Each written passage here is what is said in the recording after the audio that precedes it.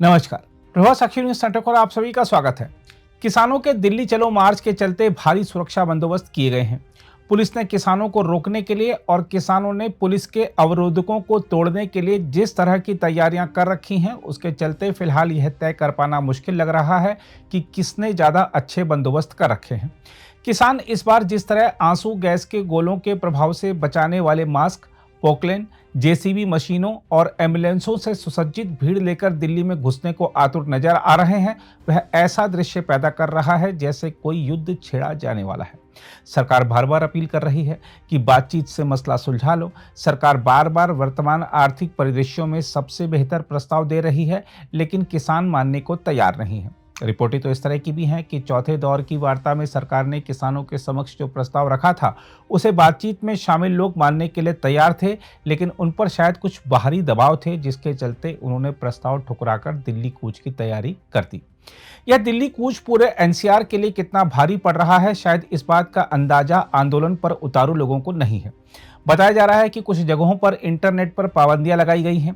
सोचिए, आज के इस डिजिटल इंडिया में यदि इंटरनेट पर पाबंदी लग जाए तो कितनी मुश्किलों का सामना करना पड़ता है। इस समय सीबीएसई की बोर्ड परीक्षाएं भी चल रही हैं। इंटरनेट पर पाबंदी लगने से बच्चों को पढ़ाई में तो दिक्कतें होंगी ही, साथ ही ट्रैफिक जाम के चलते परीक्षा केंद्र पर समय से नहीं पहुंचने का भय भी रहेगा। अपने जीवन की पहली बड़ी परीक्षा देने जा रहा 10वीं कक्षा का छात्र पूरी तैयारी होने के बावजूद कुछ घबराया सा होता है। उस पर यदि उसके मन में यह भय रहे कि पता नहीं वह समय पर परीक्षा केंद्र पर पहुंच पाएगा या नहीं, तो सोचिए उसके मन पर क्या असर पड़ता होगा। बात सिर्फ परीक्षार्थियों की ही नहीं है। आपको जहां तहां ट्रैफिक जाम में एम्बुलेंसों के फंसे होने के दृश्य दिख जाएंगे। आपको जहां तहां ट्रैफिक जाम में फंसे लोग फोटो लेकर अपने ऑफिस में भेजते दिख जाएंगे। सवाल उठता है कि आम जनता की क्या गलती है। पहले से ही इस भागम भाग वाली जिंदगी में लोगों के पास अपने लिए ही समय नहीं है। उस पर जब देखो तब एक नई टेंशन मिल जाती है। जब तब दिल्ली को घेरने का ऐलान होते ही एनसीआर के लोगों को ऑफिस समय पर पहुंचने के लिए और पहले निकलना पड़ता है। रेलवे स्टेशन या हवाई अड्डा जाना हो तो और पहले निकलना पड़ता है। हो सकता है कि किसानों की सभी मांगें पूरी हो जाएं और वह नाचते गाते अपने घरों को चले जाएं, लेकिन आम आदमी के समय और संसाधन का जो नुकसान हुआ इस एनसीआर क्षेत्र का, उसकी भरपाई कौन करेगा। जहां तक किसान आंदोलन पर ताजा समाचारों की बात है, तो आपको बता दें कि खबर है कि हरियाणा के सुरक्षा कर्मियों ने कुछ युवा किसानों द्वारा पंजाब और हरियाणा के शंभू बॉर्डर पर कई चरणों वाले अवरोधकों की ओर बढ़ने के बाद आंसू गैस के गोले छोड़े। हरियाणा पुलिस ने सुबह करीब 11 बजे आंसू गैस के गोले छोड़े, जिसके बाद युवा किसान बचने के लिए इधर उधर भागते दिखे। हम आपको बता दें कि पंजाब और हरियाणा के बीच दो सीमा बिंदुओं पर प्रदर्शन कर रहे किसानों ने आज से अपना दिल्ली चलो मार्च फिर से शुरू किया है। सरकारी एजेंसियों द्वारा 5 साल तक दालें, मक्का और कपास एमएसपी पर खरीदने के केंद्र के प्रस्ताव को खारिज करने के बाद वे अपना आंदोलन फिर से शुरू कर रहे हैं। हम आपको बता दें कि हजारों किसानों ने 13 फरवरी को दिल्ली की ओर मार्च शुरू किया था। इन किसानों को हरियाणा सीमा पर ही रोक दिया गया था, जहां उनकी सुरक्षा कर्मियों से झड़प हुई थी। किसान तब से हरियाणा के साथ लगती पंजाब की सीमा पर शंभू और खनौरी बॉर्डर पर डेरा डाले हुए हैं। इस बीच हरियाणा पुलिस ने मिट्टी खोदने वाली मशीनों के मालिकों से कहा है कि वह प्रदर्शन स्थल से अपनी मशीनें हटाएं, अन्यथा कार्रवाई के लिए तैयार रहें। पुलिस के अनुसार अगर प्रदर्शनकारी किसान इन मशीनों का इस्तेमाल करते हैं तो इससे पंजाब और हरियाणा के दो सीमा बिंदुओं पर तैनात सुरक्षा कर्मियों को नुकसान पहुंच सकता है।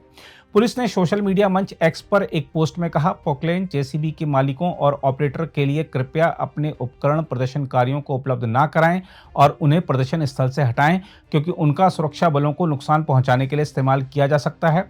इसमें कहा गया है कि यह एक गैर जमानती अपराध है और आपको आपराधिक रूप से जवाबदेह ठहराया जा सकता है। हरियाणा पुलिस ने पंजाब पुलिस से उन बुलडोजर और मिट्टी खोदने वाले उपकरणों को जब्त करने को भी कहा है, जिन्हें दो सीमा बिंदुओं पर डेरा डाले किसान अवरोधकों को नुकसान पहुंचाने के लिए लाए हैं। हरियाणा के पुलिस महानिदेशक शत्रुजीत कपूर ने कहा कि ऐसे उपकरण सुरक्षा बलों के लिए खतरा पैदा कर सकते हैं। इस बीच किसान नेता जगजीत सिंह डल्लेवाल ने कहा है कि प्रदर्शनकारी किसान शांतिपूर्ण तरीके से दिल्ली की ओर बढ़ेंगे। किसानों के राष्ट्रीय राजधानी की ओर बढ़ने की योजना के बीच डल्लेवाल ने कहा, हमारा इरादा शांति भंग करने का नहीं है। उन्होंने केंद्र सरकार पर किसानों की मांगों के संबंध में देरी की नीति अपनाने का आरोप लगाया और सरकार से किसानों के पक्ष में फैसला लेने की अपील की। उन्होंने किसानों को दिल्ली की ओर जाने से रोकने के लिए पंजाब और हरियाणा के बीच कई स्थानों पर जगह जगह अवरोधक लगाने के लिए भी केंद्र सरकार की आलोचना की। डल्लेवाल ने शंभू सीमा पर संवाददाताओं से कहा, हम अनुरोध करते हैं कि हम शांतिपूर्ण तरीके से दिल्ली जाना चाहते हैं। सरकार को अपने आप ही अवरोधक हटाने चाहिए और हमें दिल्ली की ओर बढ़ने और दिल्ली में हमारे बैठने के इंतजाम करने चाहिए। इस बीच कृषि मंत्री अर्जुन मुंडा ने एक बार फिर किसानों को बातचीत का प्रस्ताव दिया है। देखिए, मैं सबसे पहले तो ये कहूंगा कि चौथे दौर तक की बातचीत होने के बाद किसान संगठनों के माध्यम से जो प्रतिक्रिया आई, हम उसे संज्ञान में लेते हुए पुनः पांचवें दौर की बैठक और उस बैठक में ऐसे सभी मुद्दे जिन मुद्दे पर हम मिलकर समाधान निकाल सकते हैं, वार्ता के लिए हम तैयार हैं। चाहे वो एमएसपी का हो, चाहे वो पराली का मुद्दा हो, चाहे एफआईआर का हो, चाहे क्रॉप डाइवर्सिफिकेशन का हो, ऐसे सभी मुद्दे पर बातचीत के लिए हम तैयार हैं। और मैं यही निवेदन करूंगा कि सबको शांति के साथ ऐसे विषयों पर बातचीत करते हुए समाधान ढूंढने की जरूरत है। और यह अपील है कि वो शांति बनाए रखे और बातचीत के लिए मैं हमेशा से कोशिश यही करता हूं कि हम सब मिलकर के समाधान ढूंढें, बातचीत करें, वार्ता जारी रहना चाहिए। कई चीजें सहमति बनती है, कई चीजें नहीं बनती है, कई तरह के विषय आती है, पर हम जब बातचीत करेंगे तो आपसी सौहार्दपूर्ण वातावरण में समाधान के रास्ते निकलते हैं। अभी तक ऐसा कोई सूचना आई नहीं है। हम यही अपील करेंगे कि पांचवी दौर के बैठक के लिए हम सबको आगे बढ़ना चाहिए और ऐसे मुद्दे पर संवेदनशील होकर के हम अपना पक्ष रखें, क्योंकि सरकार भी यह चाहती है कि इसका समाधान हो। तत्कालिक दृष्टि से भी, दीर्घकालिक दृष्टि से भी हमें समस्या का समाधान के दिशा में वार्ता के माध्यम से आगे बढ़ना है। अगर आप भी लेना चाहते हैं देश दुनिया की तमाम जानकारी तो आज ही सब्सक्राइब करें हमारे चैनल को। साथ ही नीचे दिए बेल आइकन को जरूर दबाएं ताकि हर अपडेट आप तक पहुंच सके।